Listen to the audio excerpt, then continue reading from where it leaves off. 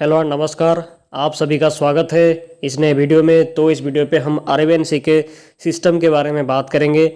आपके काफ़ी सारे कमेंट आ रहे थे कि अरेबियन सी पे क्या होने वाला है, कैसा सिस्टम फॉर्मेशन होने वाला है, अगर फॉर्मेशन करता है तो उसका इंटेंसिटी और ट्रैक क्या रह सकता है, इसके बारे में मैं आपको डिटेल में समझाने की कोशिश करने वाला हूँ। तो वीडियो स्टार्ट करने से पहले मुझे आप लोगों को कुछ इन्फॉर्मेशन देना है। हमारे रिसेंटली कुछ वीडियोज़ में कुछ लोग आके नेगेटिविटी कमेंट कर रहे हैं, कुछ लोग किसी के बारे में गाली गलौज कर रहे हैं, कुछ लोग मुझे भी गाली कर रहे हैं। तो मेरा उनसे सवाल है कि आप लोग यहाँ पे वेदर फोरकास्टिंग देखने आते हैं या गाली गलौज करने आते हैं? तो भाई अगर आपको वीडियो पसंद नहीं आता है तो आप आराम से डिसलाइक करके जा सकते हैं, कोई मना नहीं करता, डिसलाइक मत करो, ठीक है। तो आगे से बेवजह गाली करने से पहले अपने लिमिट में रहकर कमेंट किया करें, ये अच्छा होगा। तो चलिए अरेबियन सी के सिस्टम के बारे में बात करते हैं। तो अरेबियन सी के सिस्टम के बारे में जानने से पहले हमें पहले ये जानना होगा कि अरेबियन सी पे साइक्लोन या सिस्टम किस किस टाइम पे फॉर्मेशन करता है। तो हमारे भारत पे दो सीज़न होता है, एक पहला होता है प्री मानसून सीज़न, दूसरा होता है पोस्ट मानसून सीज़न। ये दोनों सीज़न पे ही साइक्लोनिक एक्टिविटी फॉर्मेशन करता है। प्री मानसून जो कि अप्रैल से लेकर जून महीने के बीच में होता है, और पोस्ट मानसून अक्टूबर से लेकर दिसंबर के बीच में होता है। तो इसी टाइम के दौरान समंदर का कंडीशन काफ़ी फेवरेबल होता है, जिस वजह से ट्रॉपिकल सिस्टम फॉर्मेशन करने में उसको मदद मिलता है। तो रिसेंटली आपने देखा होगा कि जो साइक्लोन मोका फॉर्मेशन हुआ था बे ऑफ बंगाल पे, जो भीषण अति खतरनाक चक्रवाती तूफान का रूप भी लिया था, और उसकी वजह से म्यांमार के बड़े हिस्सों में भीषण मात्रा में तबाही भी हुई है, और 400 से ज़्यादा लोगों की जान भी इसमें गई है, जो कि एक्सपेक्टेड भी था कि हाँ ऐसा कुछ हो सकता है। और अभी सवाल ये आ रहा है कि बे ऑफ बंगाल पे इतना बड़ा साइक्लोन फॉर्मेशन हुआ, तो क्या अरेबियन सी पे भी फॉर्मेशन हो सकता है? क्या अरेबियन सी पे भी हमें कोई ऐसा एक्टिविटी, ऐसा कोई खतरनाक साइक्लोन देखने को मिल सकता है? तो अभी अगर हम बात करें तो अभी मॉडल की तरफ से जो GFS या ECMWF के साथ जो अलग मॉडल्स फोरकास्ट करते हैं, तो अभी उनसे कोई खास इंडिकेशन अभी तक मिला नहीं है कि हाँ कोई सिस्टम फॉर्मेशन करेगा या नहीं करेगा। बट उनका एनसेम्बल मेंबर्स की तरफ से कुछ इंडिकेशन मिलना स्टार्ट हुआ है। तो एनसेम्बल मेंबर्स क्या है मैं आपको बताऊं तो GFS का एनसेम्बल मेंबर का नाम है GEFS। तो GEFS का मेंबर 30 मेंबर होता है। 30 मेंबर जो फोरकास्ट करते हैं उसका आउटलुक निकालकर GFS अपना रन निकालता है। वही ECMWF का भी 50 मेंबर होता है, जो कि 50 मेंबर जो फोरकास्ट करते हैं, ECMWF उसका आउटलुक निकालकर अपना फोरकास्ट देता है अपने मेन मॉडल पे, जो कि आप विंडी पे देखते हैं या कोई साइट पे देखते होंगे।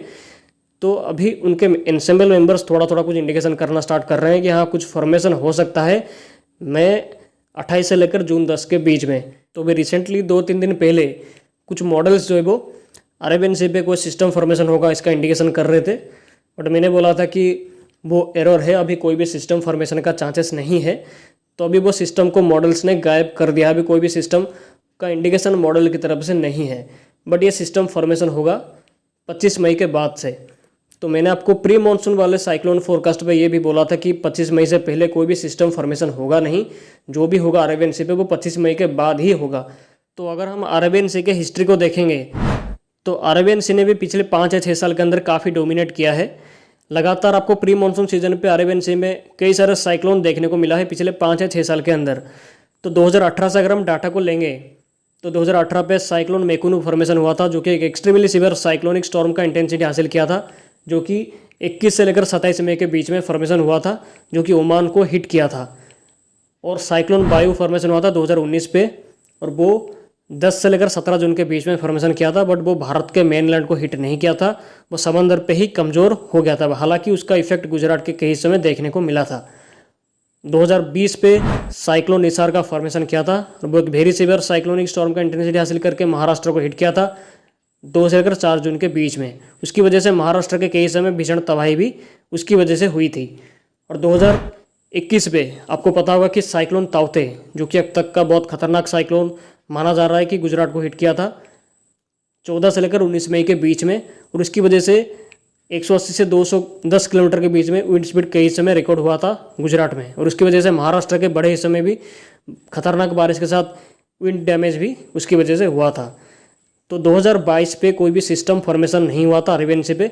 हालांकि होता है कि कभी कभार अरेबियन सी सिस्टम फॉर्मेशन नहीं करता है, क्योंकि अरेबियन सी पे कभी कभार कंडीशन खराब रहता है, तो इसीलिए अरेबियन सी पे फ्रिक्वेंटली साइक्लोन फॉर्मेशन नहीं करता है बे ऑफ बंगाल के जैसे। बट फिर भी अरेबियन सी ने पिछले 5 या 6 साल के अंदर काफ़ी अच्छे खासे स्टॉर्म का निर्माण किया है प्री मानसून सीजन पे। तो यहाँ पे सवाल यही है कि क्या इस साल प्री मानसून सीजन पे अरेबियन सी में कोई साइक्लोन फॉर्मेशन हो सकता है या नहीं हो सकता है, और अगर होता है तो कब होता है और कितने इंटेंसिटी तक जा सकता है और कौन से एरिया को हिट करने का संभावना रहेगा, मैं आपको यहाँ पे डिटेल में समझाने की अभी कोशिश करूँगा। तो चलिए हम CFS के फोरकास्ट के ऊपर नज़र डालते हैं। तो CFS एक क्लाइमेटिकल मॉडल है जो कि लॉन्ग रेंज में रेनफॉल के लिए काफ़ी अच्छा फोरकास्ट वो करता है। तो आप यहाँ पे स्क्रीन पे ये जो मैप को देख रहे हैं ये है 23 मई से लेकर 30 मई तक का फोरकास्ट। तो यहाँ पे अगर हम देखेंगे तो अरेबियन सी के इस भाग में जो कि साउथ ईस्ट अरेबियन सी है, यहाँ पे काफ़ी सारा रेन का एक्टिविटी आप देख सकते हैं, जो कि इंडिकेशन कर रहा है कि हाँ कुछ एक्टिविटी आपको इस टाइम के दौरान अरेबियन सी पे देखने को मिल सकता है। मानसून का आगमन भी उस टाइम के दौरान होना स्टार्ट करेगा। हो सकता है कि जून के पहले हफ्ते के आसपास मानसून का दस्तक केरला में हो जाए, बट इस टाइम के दौरान आपको अरेबियन सी पे कोई भी साइक्लोन की एक्टिविटी देखने को नहीं मिलेगा। तो चलिए आगे चलते हैं। ये जो मैप है ये है 30 मई से लेकर 6 जून तक का फोरकास्ट।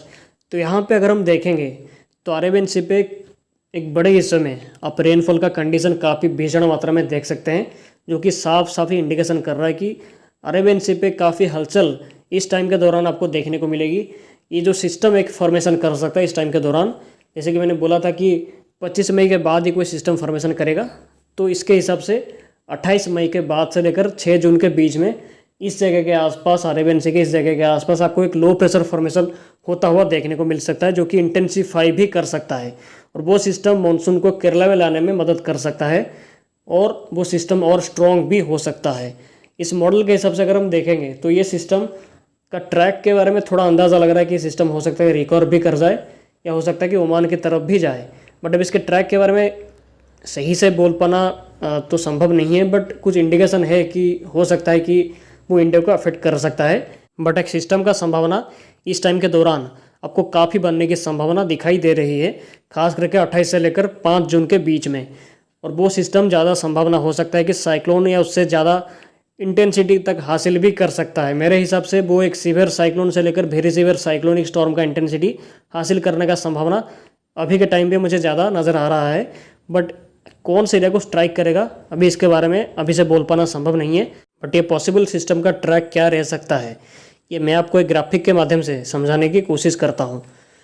तो हम यहाँ पे देख सकते हैं कि ये जो सर्कल है, ये सर्कल के आसपास सिस्टम फॉर्मेशन कर सकता है 28 मई से लेकर 5 जून के बीच में, और ये सिस्टम स्ट्रेंथनिंग हो सकता है, शक्तिशाली हो सकता है, जो कि मानसून को केरला में लाने में मदद कर सकता है।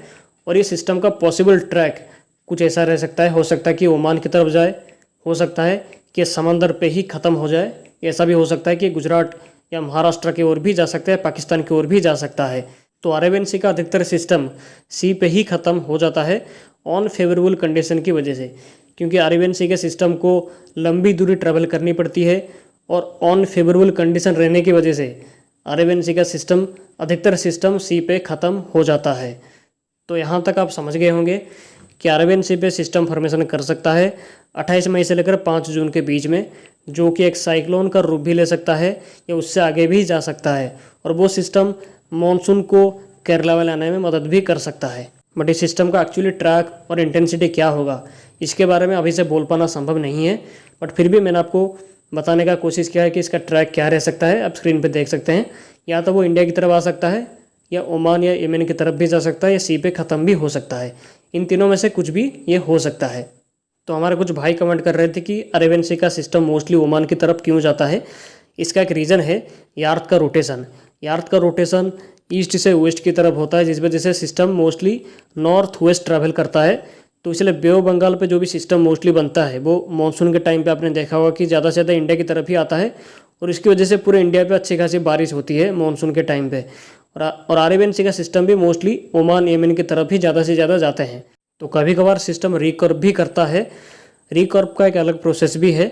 इसका एक रीज़न है कि WD का इन्फ्लुएंस की वजह से सिस्टम रिकर्व कर जाता है। साथ ही STR एक जिम्मेदार होता है इसका। STR मतलब सब ट्रॉपिकल रीज। तो इसकी वजह से सिस्टम कभी कभार रिकर्व करता है। तो मैंने आपको इस वीडियो पे डिटेल में समझाने की कोशिश किया है कि अरेबियन सी पे जो सिस्टम बनेगा उसका ट्रैक इंटेंसिटी क्या रह सकता है और कब वो सिस्टम फॉर्मेशन होगा और उसका इफ़ेक्ट भारत के इस समय मानसून के ऊपर क्या रह सकता है। तो आने वाले टाइम पे इसके बारे में और भी डिटेल इन्फॉर्मेशन हमें मिलेगी और मैं आपको लगातार इन्फॉर्म करता रहूँगा।